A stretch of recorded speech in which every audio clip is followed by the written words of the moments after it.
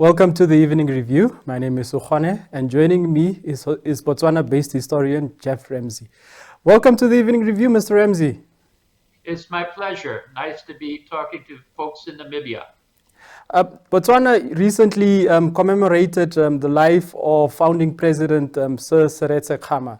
Just talk us through the significance of the day and describe the persona that was President Khama. Well, the persona of President Khama was he was a deeply patriotic person. He was deeply connected to certain values, which became the values, or were already the values, I would say, of the nation. And they included a democracy which respected freedom of association and freedom of speech. These are considered Western political or liberal values sometimes, but they're also deeply rooted in Batswana culture. The old expression was kosi ke kosi kabato, meaning king is a king by the people. But then under Seretse became pusu ke pusu kabato. Basically, government is a government by the people. And this is rooted in the Kotla traditions of Batswana and indeed other communities in our country, where we have Kotla or other community forums where people were freely able to participate in the affairs of the community.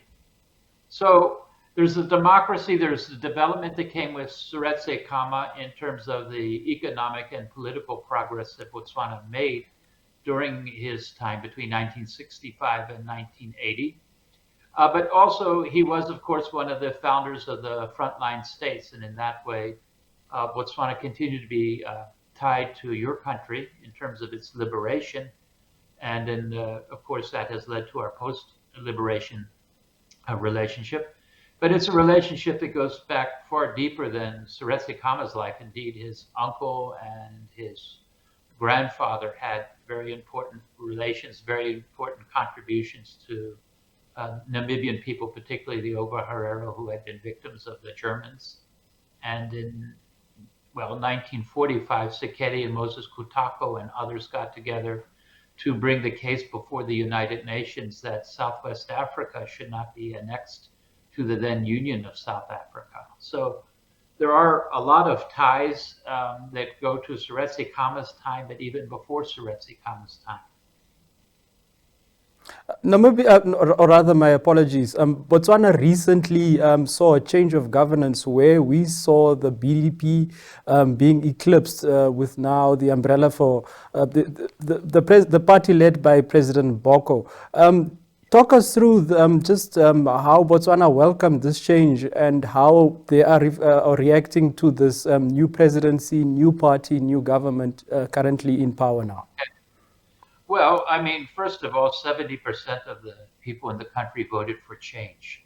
It was a significant vote swing because up until that time, the BDP had been plus or minus 50% in recent elections, and the opposition had been divided. Even in this election, the latest one in 2024, the opposition was divided. But notwithstanding that fact, there was a significant vote swing away from the Botswana Democratic Party. It was about 40% of their supporters in 2019 voted for other parties in 2024. As to how the people welcomed it, well, the majority who had voted for change welcomed it. But I think what stood out to outsiders, at least, it was not a surprise to most of us, is how peaceful and normal it was, notwithstanding the fact that, yes, the BDP had been in power since 1965. But Duma Boko, our president, advocate Gideon Duma Boko, was sworn in as accordance with the Constitution as soon as he had the electoral votes. And the electoral votes are, in our electoral system, MPs running constituencies. But MPs in particular parties are pledged to presidential candidates. If one of those presidential candidates gets a majority in the parliament of elected MPs, he's automatically sworn in, right? That is right away, even before parliament sits. If it's a divided vote, then parliament would have to sort it out. So his party, the umbrella of Democratic Change, it's a coalition of parties, got an absolute majority of the seats. And so he was sworn in on November 1st. And we had, of course, had the election on the day before. How would you describe this plus 100 days of the Boko administration so far? We often see in the US presidents often reflect on their first 100 days, and this sort of becomes the benchmark in terms of how they are performing or how they've performed and whether they're meeting the goals that they have set for themselves. Well, they're having a very challenging time. And to be fair to them, when they came, it's true that, like most political parties, when they were on the election trail, they were making some large promises. They've kept some of those promises, but they're finding others hard to keep because when they've, upon coming to power, and this is also not entirely surprising, it was one of the reasons I think that many people had voted for the opposition. They found that the economic situation of the country was becoming a bit problematic. We are in a recession, and more particularly, our main commodity, diamonds, is down in the global markets. But also the treasury. In the past, Botswana has enjoyed significant foreign currency reserves, but those reserves have declined. So the government is uh, navigating a very difficult path of trying to deliver not only on his promises, but just to continue to deliver the basic services of the country in a situation where the main commodity is down in international markets and the government has, financial constraints. This issue of a threat of what is now being called synthetic diamonds. Mm. That obviously plays into Botswana's economic growth. But also, again, do you think enough is being done to broaden the economic base to ensure that Botswana is not only reliant on diamonds, but that it ventures off into other industries to grow its economy? Um, yes, things are being done. Things have been done in the past, but the fruits of the efforts have been not sufficient. And in this respect, I would say it's easier said than done for countries like Namibia and Botswana to, navigate in the global markets and find their competitive advantage. In the case of Botswana, yes, I'm sure more can be done. But since I'm talking in the context of, Botswana and Namibia, I think there's a lot that not only our two countries can do, but the whole region can do. If the region's really to get sustained prosperity, in my personal view, the region needs to become much more economically integrated.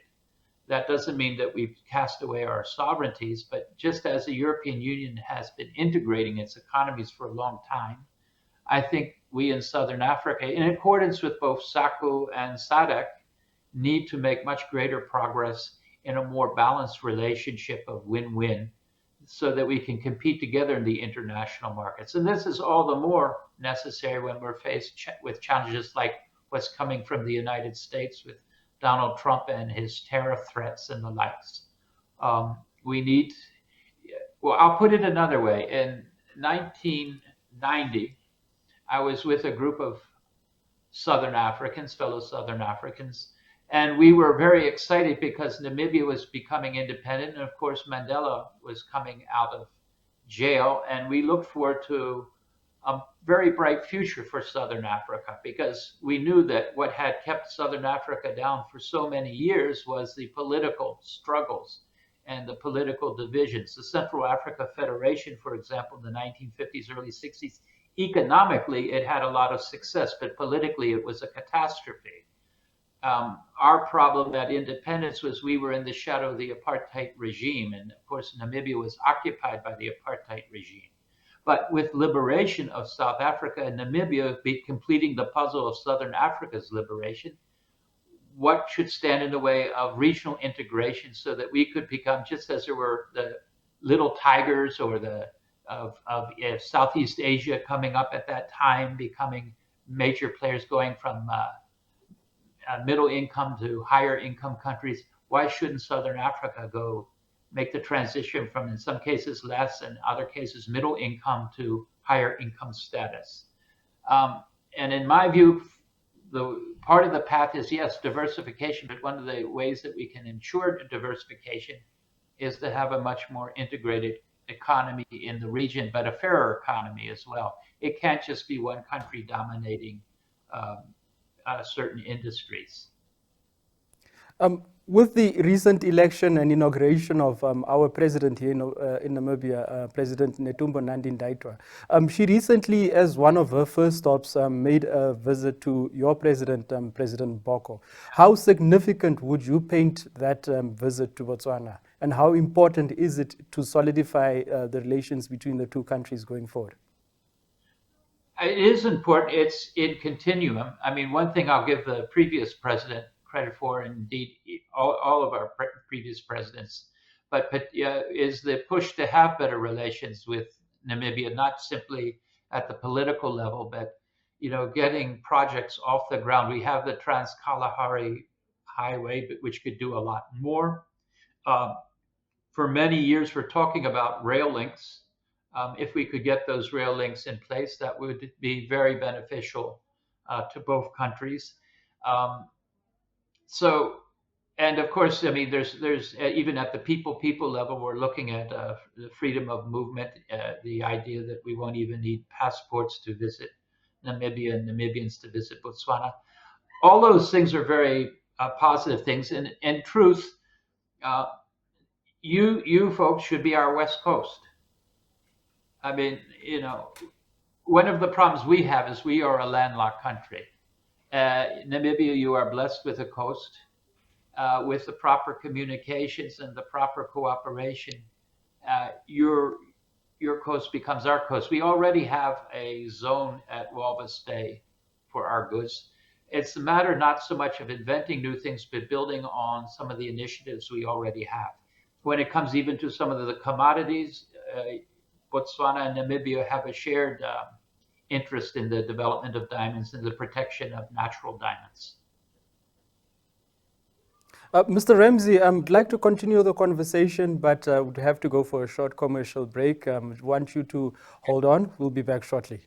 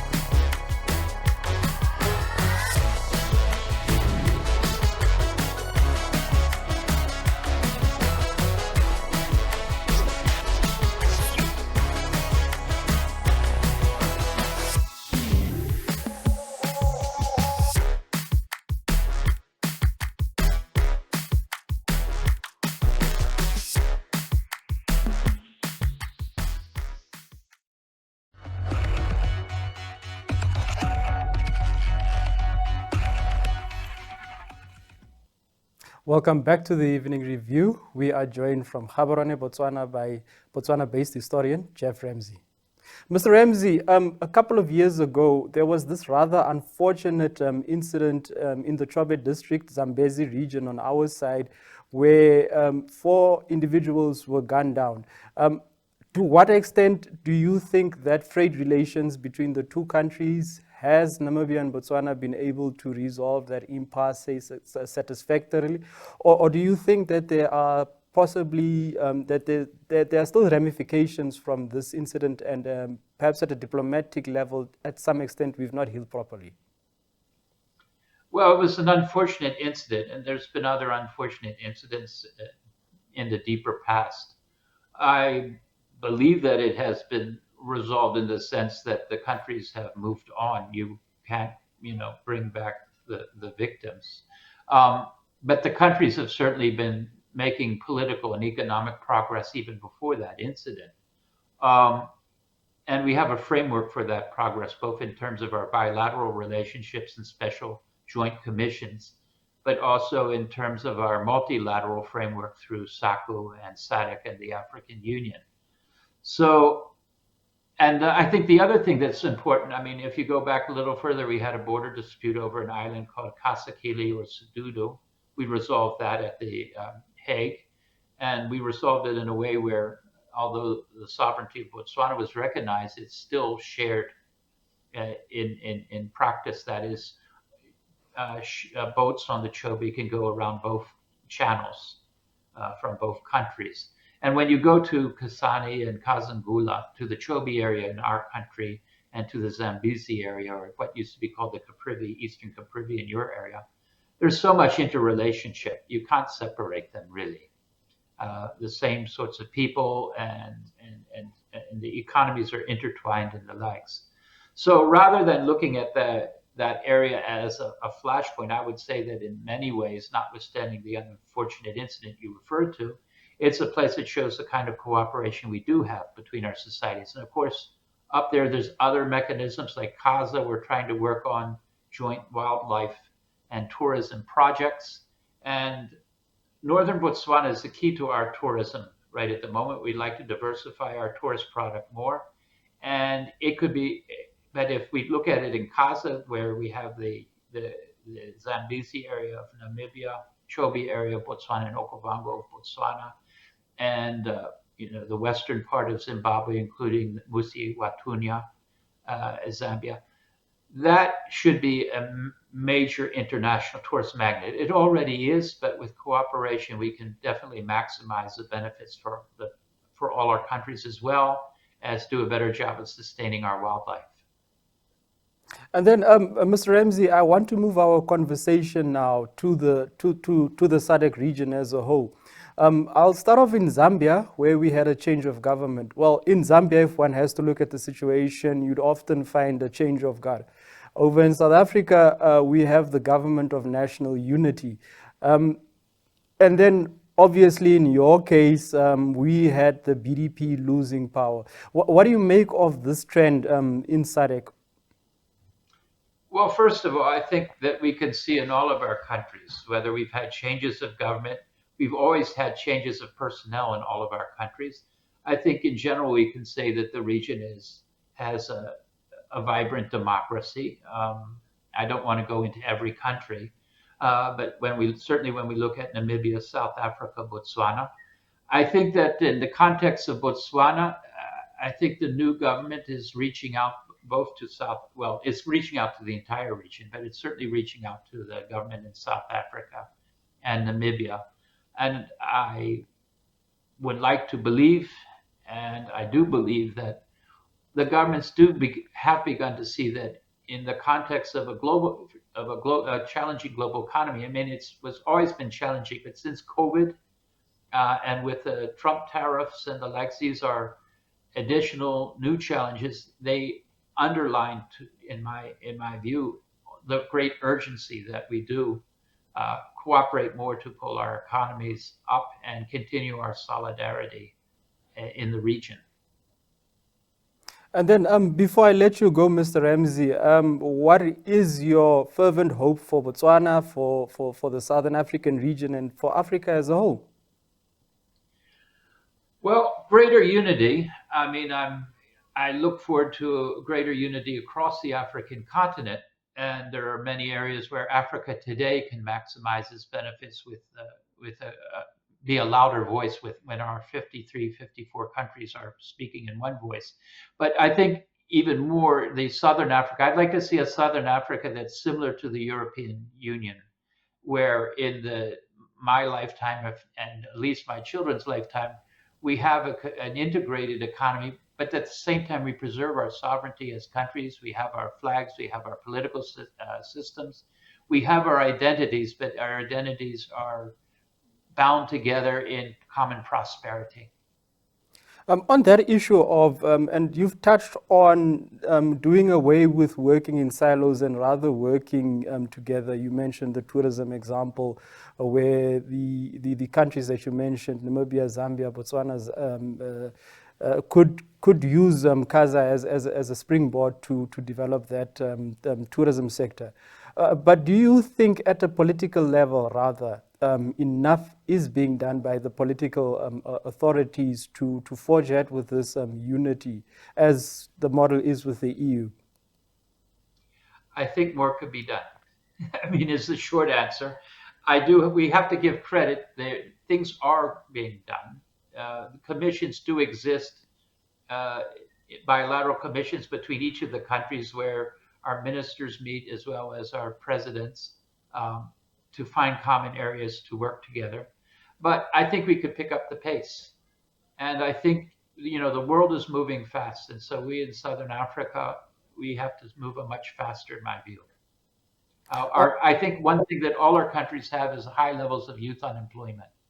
So even when we have good economic numbers, we still have structural unemployment, structural poverty in our countries. And the only way to move forward is to really go to another level in terms of our overall economy in the region. I want to go back to an incident that, and this is speaking now obviously within the Southern African context. We had an issue under the previous administration, the Masisi administration, where the import of agro produce was blocked from South Africa. How do these things play into blocking this progress or this shared economic integration? And The how do way we it was best done, avoid such incidences from repeating themselves again? And this need not just be Botswana, South Africa, but within the region as a whole. well, yeah, the way that was done is not helpful. Um, Looking at it from the Botswana perspective, there is this long-standing issue of trying to balance our relationship with South Africa. And also, there is a strong argument for us to have food security and the likes. But what the problem part, arguably, with the way it was done was it was a unilateral move rather than having the countries come together and so that we have much more win-win situations. It was more like a zero-sum situation where we are trying to, yes, promote our horticultural production. We need to promote our horticultural production. We don't have good terms of trade with South Africa, so there's real issues there. But the way to resolve them is for it to come up with bilateral, multilateral solutions. And I think if we move to a truly common market, see the problem of moving with a common market right now or even looking at SACU as it exists today, is there's an uneven relationship. It's more South Africa and the rest of us, and we have to get it to a point where South Africa and us do see ourselves as one economy, and a company can easily from Botswana or Namibia export into South Africa or move goods into South Africa, make profits into South Africa as it goes the other direction. That happens on a small scale, but it needs to become much bigger, much more extensive. Thank you so much for making the time to join us on the Evening Review. And please, Pula. Pula. Yes, indeed. That's what we all need, because in Namibia, you need Pula too, just like us. Thank you so much, Mr. Ramsey. Okay.